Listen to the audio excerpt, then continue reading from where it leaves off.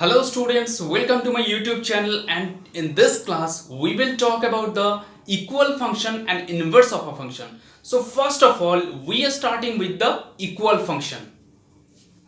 So what is equal function? Okay, what is equal function? If and g यहाँ पे capital small लेते हैं. Okay, पहले लिख लेते हैं, उसके बाद सारा चीज हम एक एक करके एक्सप्लेन करेंगे. Okay, if F and G be two functions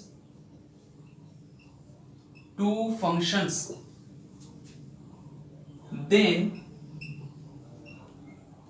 they say to be equal function if, देखो क्या बोल रहे हैं कि एफ और जी दो फंक्शन है. अब ये दोनों फंक्शन को इक्वल फंक्शन होने के लिए क्या क्या क्राइटेरिया है? इफ फर्स्ट कंडीशन या फर्स्ट क्राइटेरिया क्या है? दोनों फंक्शन का डोमेन सेम होना चाहिए. Clear? Domain of F is equals to domain of G. दोनों फंक्शन का डोमेन, पहला कंडीशन डोमेन दोनों फंक्शन का सेम होना चाहिए. दूसरा कंडीशन दोनों फंक्शन का कोडोमेन भी सेम होना चाहिए. ओके, दोनों फंक्शन का कोडोमेन भी सेम होना चाहिए. तीसरा condition f of x is equals to g of x for all x of their common domain. मतलब क्या? मतलब क्या इसका? कि बोल रहा है कि f ऑफ x का वैल्यू और g ऑफ x का वैल्यू जितना सारा x आएगा सबके लिए इक्वल होगा. इसका मतलब x का वैल्यू अगर 1 आया तो f ऑफ 1 और g ऑफ 1 का वैल्यू सेम होगा. x का वैल्यू अगर 2 होगा तो f ऑफ 2 और g ऑफ 2 का वैल्यू सेम होगा. x का वैल्यू अगर 3 होगा तो f ऑफ 3 और g of 3 is equals to same, मतलब दोनों का वैल्यू सेम आएगा. और ये x कौन सा x होगा? Of their common domain. तो सबसे पहले जब डोमेन दोनों का इक्वल हो ही गया तो हम कह सकते कि दोनों का कॉमन डोमेन है. दोनों का डोमेन जब इक्वल हो गया तो दोनों का डोमेन कॉमन है. ठीक, अब वो कॉमन डोमेन से जो x वैल्यू लेंगे, ये x वैल्यू हमको कहां से मिलेगा? ये x जो लेंगे, दोनों का जो कॉमन डोमेन है वो डोमेन से हम ये x चूज करेंगे और उस x वैल्यू के लिए f ऑफ x और g ऑफ x सेम होना चाहिए. तो दो फंक्शन को इक्वल होने के लिए क्या क्या क्राइटेरिया है? ये तीनों क्राइटेरिया चाहिए. तीनों में से कोई एक भी क्राइटेरिया अगर फॉलो ना करे तो वो फंक्शन, दोनों फंक्शन इक्वल नहीं होगा. दोनों फंक्शन को इक्वल होने के लिए तीनों क्राइटेरिया ही फुलफिल करना चाहिए. तीनों में से कोई भी एक क्राइटेरिया फुलफिल ना करे तो वो फंक्शन नहीं होगा. तो हम लोग एक एग्जांपल देख लेते हैं, तब ये और क्लियर हो जाएगा. Okay, so first of all pause the video to note it down. So we have taken an example. Okay, तो इसको अब देखना है, पहले समझ के इसको सॉल्व करना है. और देखो, कोई भी चीज को अगर तुम समझना चाह रहे हो, उसको डीपली समझना चाह रहे हो, उसको क्लियरली समझना चाह रहे हो, तो एक ही रास्ता है उसका. हमेशा उसको एग्जाम्पल को फॉलो करो. पहले उसका थ्योरी क्या है पढ़ लो, लेकिन थ्योरी के साथ साथ उसका एग्जाम्पल पढ़ना भी जरूरी है. एग्जाम्पल सिर्फ पढ़ना नहीं, उसको सॉल्व करना भी जरूरी होता है. इसीलिए जब तक तुम एग्जाम्पल सॉल्व नहीं करोगे तब तक तुम उस चीज में घुस ही नहीं पाओगे. ठीक, तो कोई भी चीज करो, सिर्फ ये चैप्टर के लिए नहीं, कोई भी फिजिक्स केमिस्ट्री कुछ भी के लिए तुम जो कर रहे हो, थ्योरी जो पढ़ रहे हो, उसके लिए एक एग्जाम्पल भी पास में रखो ताकि तुमको वो थ्योरी जब तुम भूल जाओ, एग्जाम्पल याद करके तुम थ्योरी याद कर सकते हो उसका. क्लियर? और एक बात, हम जो ये चीज सब करा रहे हैं, ये जरूरी नहीं है कि एक ही बार में तुमको सब समझ में आ जाए. कोई स्टूडेंट्स ऐसा भी है, ये समझना जरूरी नहीं कि एक ही बार में हम जो समझा रहे हैं एक ही बार में सबका समझ में आ गया. नहीं आ सकता. ये मैं जानता हूं, क्योंकि मेरे साथ में, मैं जब तुम लोग के तरह छोटा था मेरे साथ भी ऐसा होता था. ठीक, तो उसके लिए क्या करोगे तुम? उसके लिए तुम वीडियो को फिर से एक बार देखोगे, एक बार देख लोगे, उसके बाद फिर से जहां जहां पे तुमको कंफ्यूजन हो रहा है उसको फिर रिपीट करके देखोगे, यहाँ पे फिर मैंने क्या बोला.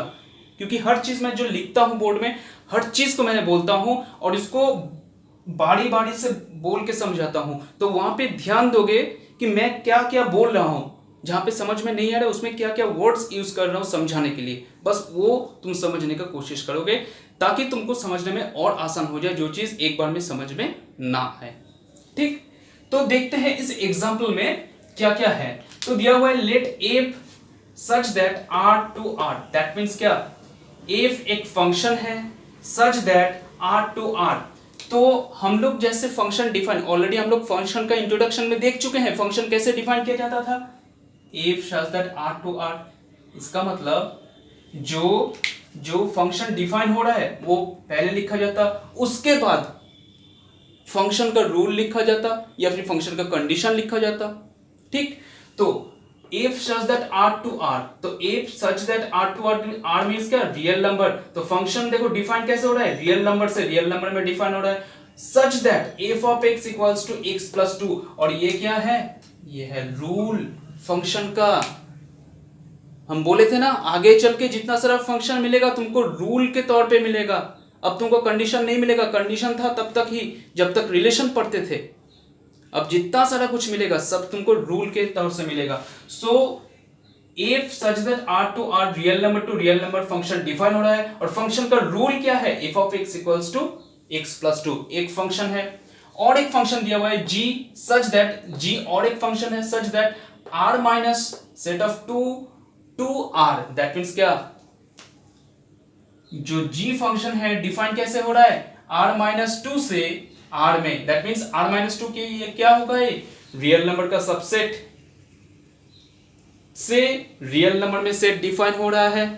ठीक, और ये फंक्शन का रूल क्या है, G of X equals to X square minus 4 by X minus 2।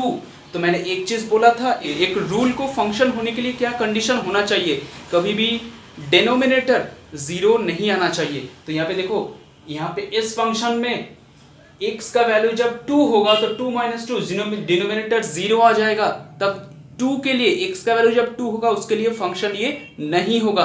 तो इसीलिए यहाँ पे देखो 8 से रियल नंबर से 2 माइनस करके ये रखा है, इसीलिए ताकि ये फंक्शन हो। तो यहाँ पे अगर r minus r to r दे देता तब ये फंक्शन नहीं होता।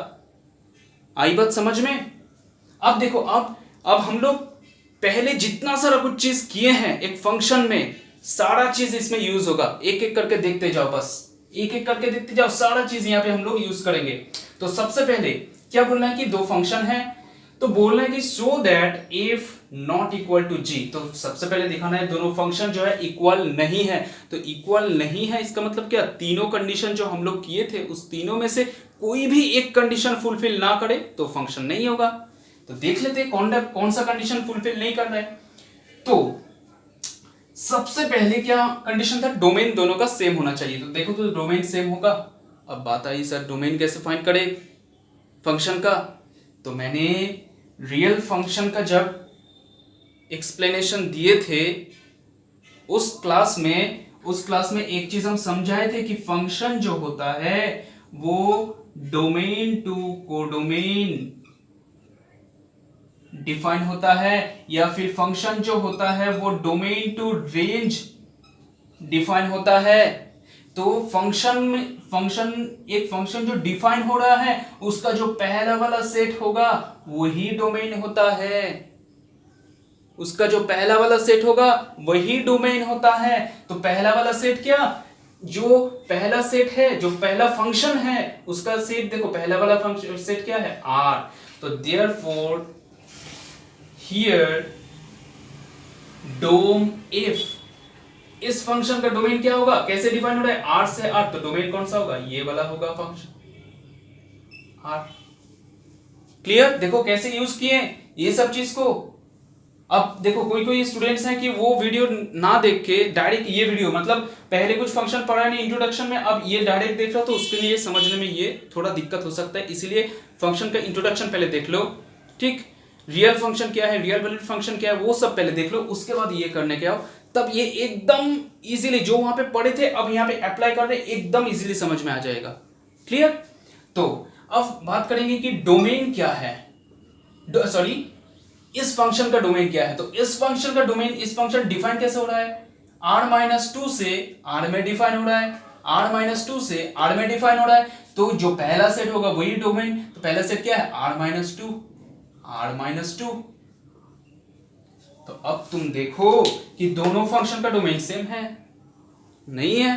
सो therefore dom f not equal to dom g। That means यहीं पे डायरेक्ट लिख दो, it implies that f not equal to g। तीनों में से ये कंडीशन ब्रेक कर गया, इसका मतलब ये डोमेन, ये फंक्शन, दोनों फंक्शन इक्वल नहीं होगा। अब बात करेंगे कि यहां तक हो गया, अब क्या बोल रहे हैं, redefine f and g such that f equal to g। अब क्या बोल रहे हैं, तुम जो दोनों फंक्शन दिया हुआ है, दोनों फंक्शन को फिर से डिफाइन करो ताकि दोनों फंक्शन इक्वल हो जाए। ऐसा सेट में डिफाइन करो, दैट मींस यहां पे जो डिफाइन किया गया सेट को, दोनों फंक्शन को तुम ऐसे डिफाइन करो ताकि दोनों फंक्शन इक्वल हो जाए। आई बात समझ में। अब एक चीज तुमको देखो, ध्यान से देखो, यहां पे जो दूसरा वाला सेट क्या होना चाहिए, कोडोमेन या रेंज। तो यहाँ पे रेंज मान ले रहे हैं क्योंकि हमको रेंज को इक्वल दिखा रहा है, तो ये रेंज इस फंक्शन का भी r, इस फंक्शन का भी r, ठीक। अब तो सबसे पहले हम डोमेन को, इस दोनों फंक्शन का डोमेन को हम इक्वल करते हैं। जो सेट डिफाइन किया गया है उसको हम लोग पहले थोड़ा चेंज करते हैं ताकि दोनों फंक्शन फिर से इक्वल हो सके। तो जो सेकेंड फंक्शन है उसको हम ले रहे हैं, क्यों, क्योंकि यहाँ पे real number to real number कोई झंझट नहीं है, लेकिन यहाँ पे एक झंझट है। क्या झंझट, ये वाला जो r-2 है, यही झंझट। अब इसको r-2 को हम ऐसे हटा सकते हैं कि नहीं, ये देखेंगे, ताकि हमको बस रियल नंबर के लिए, सारा रियल नंबर के लिए ये हो जाए। ये हो सकता है कि नहीं, ये देखेंगे, ठीक। For every real number x not equal to 2 we have, क्या है हम लोगों के पास, देखो ये जो फंक्शन है, ये फंक्शन तो सारा रियल नंबर के लिए होगा, लेकिन ये जो फंक्शन है x-2 के लिए नहीं होगा, x इक्वल्स टू 2 के लिए नहीं होगा। तो क्यों नहीं होगा, देखो g of x equals to x square minus 4x minus 2। तो इसको हम क्या लिख सकते हैं, x plus 2 x minus 2 a square minus b square, और नीचे x माइनस 2। तो x माइनस 2 कैंसिल आउट हो जाएगा, तो x प्लस 2 आएगा। लेकिन कब, since x minus 2 not equal to 0, ये 0 होगा तो फंक्शन होगा ही नहीं, ठीक। तो जब x minus 2 not equal to 0 होगा तब g ऑफ x का वैल्यू क्या मिला, ये। अब इसीलिए अब सोचो, ध्यान से समझने का कोशिश करो। हम क्या कोशिश कर रहे थे कि इस फंक्शन को किसी भी तरह हम r से r में डिफाइन कर सकते, अगर कर सकते हैं तो अच्छा है, नहीं तो फिर दोनों फंक्शन को हम r-2 से r में डिफाइन कर देंगे। एक रास्ता नहीं है तो दूसरा रास्ता अपनाएंगे, ठीक। तो ये रास्ता जब नहीं हो रहा है तो हम ये कह सकते हैं, therefore f of x is equals to g of x for all r-2। क्यों ये लाइन कहां से मिला, कैसे, देखो हम लोग पहले कोशिश कर रहे थे कि r-2 के लिए दोनों, r के लिए, ये तो r-r से है, r से r में है डिफाइन, और ये सेट कोशिश कर रहे थे कि r से r में कर दे, लेकिन r से r में अगर कर दे तो 0 के लिए ये डिफाइन नहीं हो रहा था। तो किसी भी कंडीशन पे ये रियल नंबर से रियल नंबर में डिफाइन नहीं होगा, क्यों, क्योंकि 0 के लिए फंक्शन का कोई वैल्यू नहीं आएगा, इमेज नहीं बनेगा।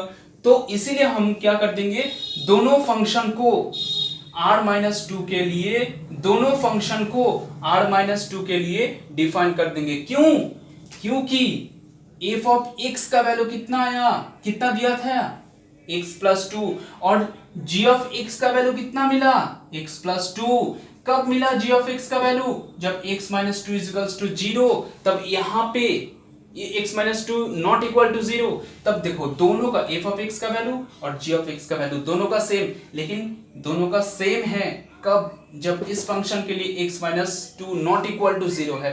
तो जब x फंक्शन के लिए x minus not equal to 0 है तो सेम फंक्शन यहाँ पे भी है, तो यहाँ पे भी हम ले लेंगे कि x का वैल्यू हम 2 नहीं लेंगे, that means x minus to यहाँ पे हम लोग नहीं लगा सकते हैं, ठीक। दैट मीन्स x का वैल्यू 0 यहाँ पे नहीं ले सकते, क्यों, क्योंकि यहाँ पे x का वैल्यू 0 नहीं लेंगे तो कोई फर्क नहीं पड़ेगा, लेकिन x का वैल्यू यहाँ पे 0 अगर ले लेंगे तो बहुत फर्क पड़ जाएगा। तो इसीलिए हम दोनों फंक्शन के लिए ले रहे हैं कि x r से जो 2 वैल्यू है x इक्वल टू 2 वो नहीं लेंगे, इसीलिए दोनों फंक्शन इक्वल कब होगा, जब r से ये 2 सब्ट्रैक्ट हो जाएगा तभी, तब ये दोनों फंक्शन देखो इक्वल हो गया। अब तुम चेक करो यहाँ पे f ऑफ 1 का वैल्यू पुट करो और तो x का वैल्यू अगर 1 लोगे तो f ऑफ 1 और g ऑफ 1 दोनों सेम आएगा, क्यों, फंक्शन का वैल्यू तो सेम आया ना, ठीक। अब therefore f equal to g, ठीक। अब ये दोनों फंक्शन इक्वल हुआ था, कैसे देखो तीनों कंडीशन एक बार सोच के देखो, डोमेन, दोनों फंक्शन का डोमेन क्या आएगा, ये दोनों फंक्शन जो है ये दोनों फंक्शन का डोमेन क्या हो गया, ये हो गया, या फिर तुम लिख दो ये, ठीक, ये लिख दो therefore f such that r minus 2 to r such that f of x equals to x plus 2 and g such that r minus 2 to r such that, ठीक, g of x equals to x square minus 4 by x minus 2, therefore f is equals to g। अब देखो दोनों function equal, कैसे, दोनों का domain equal है, दोनों का रेंज इक्वल है, और f of x और g of x दोनों इक्वल है। Okay, so first of all pause the video to note it down, then we will proceed to the next topic. Now we will know about the inverse of a function. Okay, what is inverse of a function? If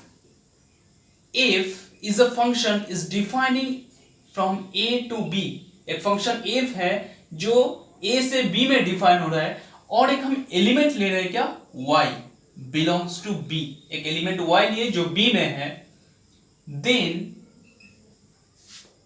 f inverse y is called inverse of f, ठीक।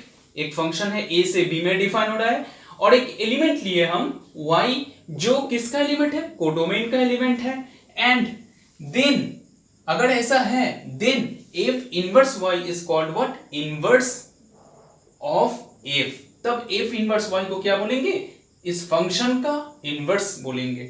Okay, and इसका value क्या होगा, f inverse y का value क्या होगा, इसका value एक set होगा, इसका वैल्यू एक सेट होगा जहां पे एलिमेंट रहेगा, कौन सा एलिमेंट, ए का एलिमेंट रहेगा, डोमेन का एलिमेंट रहेगा, और सच दैट कैसा element, f of x equals to y। अब ये तो समझ में नहीं आया सर, इसका मतलब है कि f ऑफ y का वैल्यू ऐसा होगा, मतलब x का कौन सा वैल्यू के लिए, यहाँ पे f ऑफ x में x का कौन सा जिस वैल्यू के लिए f ऑफ x का वैल्यू y आएगा, दैट मीन्स क्या कह सकते हैं हम, f of y is equals to set of pre images of y, set of pre images of y। देखो बात समझो, यहाँ पे जो ऑर्डर पेयर बनेगा इस फंक्शन के लिए, ये सपोज रूल दिया हुआ है f of x equals to y, तो इस फंक्शन के लिए जो ऑर्डर पेयर बनेगा तो वो ऑर्डर पेयर कैसा बनेगा, पहले x होगा उसके बाद f ऑफ x होगा, यही तो ऑर्डर पेयर बनेगा, ठीक। तो यहाँ पे बोल रहा है कि f इनवर्स y क्या होगा, f इनवर्स y क्या होगा, बोले कि set of pre images of y होगा, दैट मीन्स जहां पे एफ ऑफ एक्स का वैल्यू y होगा, वहां पे जहां पे एफ ऑफ एक्स का वैल्यू y होगा, वहां पे जो x का वैल्यू होगा, LUE वैल्यू ऑफ x, ठीक, जहां पे एफ ऑफ एक्स का वैल्यू y आएगा, वहां पे x का जो वैल्यू होगा वही होगा F of y, F inverse y। आई बात समझ में? एक ऑर्डर पेयर में x होगा और एफ ऑफ एक्स होगा फंक्शन का, ठीक, ऑर्डर पेयर में। तो एफ ऑफ एक्स में एफ ऑफ एक्स के जगह जब y रहेगा तब x का वैल्यू जो आएगा वही होगा एफ इनवर्स y, और इसी को यहां पे डिफाइन किया गया है कि एफ इनवर्स y का वैल्यू क्या आएगा, x आएगा। और जहां पे x किसके अंदर रहेगा, x किसके अंदर रहेगा, a के अंदर रहेगा, जो पहला वाला सेट डोमेन में रहेगा। तो ये वाला सेट कौन सा में रहता है, जो पहला वाला एलिमेंट है कौन सा सेट में रहेगा, ऑब्वियसली पहला वाला सेट में रहता है। और F of X equals to Y होगा। तो दैट मीन्स यहां से हम लोग क्या कह सकते हैं, इस दो कंडीशन से, मतलब ये पहला एलिमेंट x है, दूसरा एलिमेंट y है, तो यहां से हम लोग ये कह सकते हैं F of X equals to Y आएगा, वही यहाँ पे डिफाइन किया है। तो इजीली इससे भी समझ सकते हैं कि सेट ऑफ प्री इमेज, और दूसरी तरह समझो कि x क्या है, y का प्री इमेज है, तो इसीलिए लिखता है set of pre images of y। अब जितना यहाँ पे y है इसीलिए set of pre images of y, ठीक। अब जितना सारा y आएगा सबका प्री इमेज, यहाँ पे सपोज 1 अगर रहेगा, एफ इनवर्स 1 का वैल्यू, तो set of pre image of 1, 2 रहेगा तो set of pre images of 2, like this, ठीक। अब देखो, अब पूरा तो समझ में शायद नहीं आया होगा, तो एक चीज काम करो, एक एग्जांपल हम लोग ले लेते हैं पहले और ये क्लियर हो जाएगा। तो ये देखो, तुम लोग इस चीज को आसानी से समझ सकते हो, जो चीज यहाँ पे एक्सप्लेन किया हूं वो चीज को यहाँ पे आसानी से समझ सकते हो। तो ये भी पहले नोट डाउन कर लो, उसके बाद हम लोग एग्जांपल स्टार्ट करेंगे। Okay, now we have taken an example that if such that real number to real number function define हो रहा है, such that F of X equals to X square plus 1, ये फंक्शन का rule है। अब find क्या करना है, एफ इनवर्स -4। तो एफ इनवर्स -4 क्या होगा, इस फंक्शन का इनवर्स होगा। तो मेरा एफ इनवर्स y का वैल्यू क्या निकलता था, set of pre images of y, set of pre images of y। F inverse y क्या है, set of pre images of y है। तो सबसे पहले सोचो ऑर्डर पेयर कैसे बनेगा इस फंक्शन का, x और fx, ऐसे ही तो बनेगा ऑर्डर पेयर, ये तो पहले से जान के आए हैं, जब जहां पे रूल रहेगा वहां पे ऑर्डर पेयर ऐसे बनेगा, ठीक। अब बोल रहा है कि जब f ऑफ x का वैल्यू y आएगा, मींस x का कौन सा वैल्यू के लिए f ऑफ x का वैल्यू y आएगा, that means f of x का वैल्यू कितना आएगा, y। इस कंडीशन से f ऑफ x का वैल्यू कितना आएगा, y। अब तुम इसके साथ इसका कंपेयर करो, यहाँ पे y के जगह में कितना है, -4, दैट मींस y के जगह में क्या रहेगा, -4। तो ये -4 का प्री इमेज क्या क्या होगा, वही होगा क्या, f इनवर्स -4। तो f इनवर्स -4 का मतलब -4 का प्री इमेज खाली निकालना है। f इनवर्स -4 मतलब -4 का प्री इमेज निकालना है। क्यों, f इनवर्स y का मतलब y का प्री इमेज निकालना है। f इनवर्स y का मतलब y का प्री इमेज निकालना है। तो वैसे भी f इनवर्स -4 दैट मींस -4 का प्री इमेज निकालना है। तो -4 का प्री इमेज कैसे निकलेगा, तो -4 किसके जगह आ रहा है, f ऑफ x के जगह, that means f of x का वैल्यू होगा कितना, -4। तो f ऑफ x को -4 लेके हमको x का वैल्यू फाइंड करना पड़ेगा, तब जाके यहाँ पे मिल जाएगा हमको x का कौन सा वैल्यू के लिए f ऑफ x का वैल्यू -4 आएगा। क्लियर। तो here f of x is equals to कितना आ रहा है, f ऑफ x का वैल्यू -4। तो f ऑफ x का रूल क्या दिया हुआ है, X square plus one, F of X की जगह ये लिखें एक्स स्क्वायर प्लस वन, और इक्वल टू -4 सेम है, कुछ नहीं किए, तो एक्स स्क्वायर का वैल्यू कितना आएगा -4 -5, तो एक्स स्क्वायर का वैल्यू कितना है -5। अब अगर एक्स का वैल्यू निकालें तो क्या रियल नंबर में आएगा? नहीं आएगा। क्यों? क्योंकि रूट के अंदर कभी भी माइनस अगर आ जाए तो वो रियल वैल्यू नहीं होता है। ये हम लोग क्लास 10 में पढ़ चुके हैं। कौन सा चैप्टर में? क्वाड्रेटिक इक्वेशन का चैप्टर में। जब नेचर ऑफ रूट निकालते थे तब एक रूट वहां पे निकलता था नो रियल वैल्यू। कब? जब b स्क्वायर -4ac ये जब लेस देन 0 हो जाता, होता था ना, b square -4ac less than जब 0 हो जाता था, लेस देन 0 मतलब क्या? यहाँ पे नेगेटिव, तब कोई रियल रूट नहीं रहता था। नेचर ऑफ रूट्स सोचो उस क्वाड्रेटिक इक्वेशन में, तो वहां पे कोई रियल रूट नहीं रहता था। तो यहाँ पे भी देखो ना, यहाँ पे भी तो रूट के अंदर माइनस आ जा रहा है, ठीक, तो रूट के अंदर माइनस आ जा रहा है, तो यहाँ पे कोई रियल रूट नहीं रहेगा। तो डायरेक्टली इस लाइन से हम कह देंगे here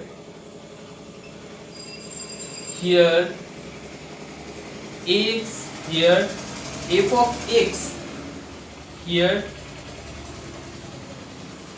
x will not have real value,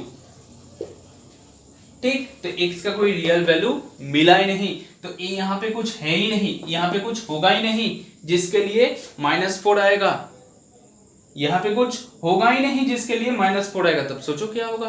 तो सेट के अंदर ये क्या है? ये तो पहले ही बोला हो ना, ये क्या है? एफ इनवर्स वाई क्या है? सेट है। तो यहाँ पे कुछ है ही नहीं, दैट मीन्स सेट के अंदर कुछ है ही नहीं। तो सेट के अंदर कुछ है ही नहीं तो वो कौन सा सेट होगा? आई बात समझ में? तो therefore f inverse -4, f inverse -4 ये क्या होगा? डायरेक्टली लिख देते हैं, ये कुछ रियल वैल्यू नहीं है, ये 5 हो जाएगा। क्यों? क्योंकि यहाँ पे कुछ मिलेगा ही नहीं जिसके लिए -4 होगा। तो कुछ नहीं है मींस ये f इनवर्स एक सेट है और उसके अंदर कुछ नहीं है तो एम्प्टी सेट है। Clear? Now question number 2, f inverse 10। अब तुम सोचो, इसको नोट डाउन कर लो, ठीक, वीडियो पॉज करके इसको नोट डाउन कर लो क्योंकि हम इसको इरेज करने वाला हूं।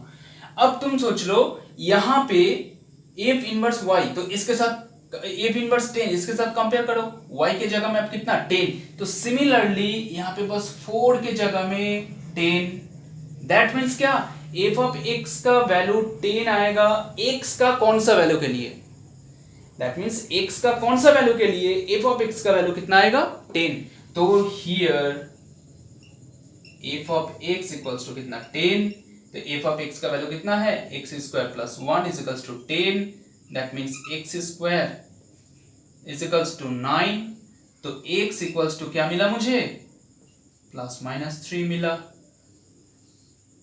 ठीक, +-3। अब तो यह है रियल वैल्यू तो है, देयरफॉर f इनवर्स 10 कितना होगा?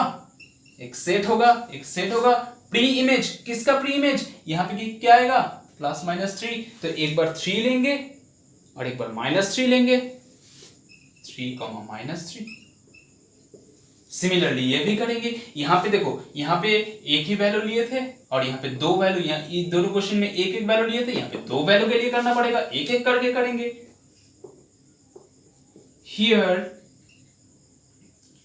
f of x equal to सबसे पहले 5 के लिए कर रहे हैं, दैट मींस 5 का प्री इमेज निकालना है और 17 का प्री इमेज निकालना है। तो 5 का प्री इमेज कितना होगा? f of x equals to 5 लेनी है, तो x square plus 1 is equals to 5, x square is equals to 5 - 1 4, that means x is equals to +-2। So therefore f inverse अच्छा डायरेक्ट ऐसे f इनवर्स सिर्फ 5 ऐसे नहीं लिख सकते। क्यों? क्योंकि हमको दोनों एक साथ लिखना पड़ेगा। तो अगेन लिख के लिखेंगे, अगेन बस हम वैल्यू फाइंड करके रख लिए कि 5 का प्री इमेजेस कितना है, कितना आएगा? +2 और -2, ठीक। अब फिर से f of x equals to कितना है? 17, तो X square plus 1 is equals to 17, तो X square is equals to 16, X is equals to plus minus 4। अब देखो, अब 5 का प्री इमेजेस क्या क्या निकला, +2 -2। 17 का प्री इमेजेस क्या क्या निकला, +4 -4। अब बस एक ही साथ हम लिख देंगे 5 17, ठीक। क्या क्या आया, -2 2 -4 4, एक ही साथ सारा बैलेंस लिख दिए। तो ये था इनवर्स ऑफ अ फंक्शन। और ये inverse of a function class 11 में बस इसका थोड़ा है, ये डीपली जानेंगे क्लास 12 में। इसका जो ब्रीफ आइडियाज होगा वो कहां पे होगा, क्लास 12 में। सो ये था आज का topic, and in next class we will discuss further things about the function, and thank you for watching my video.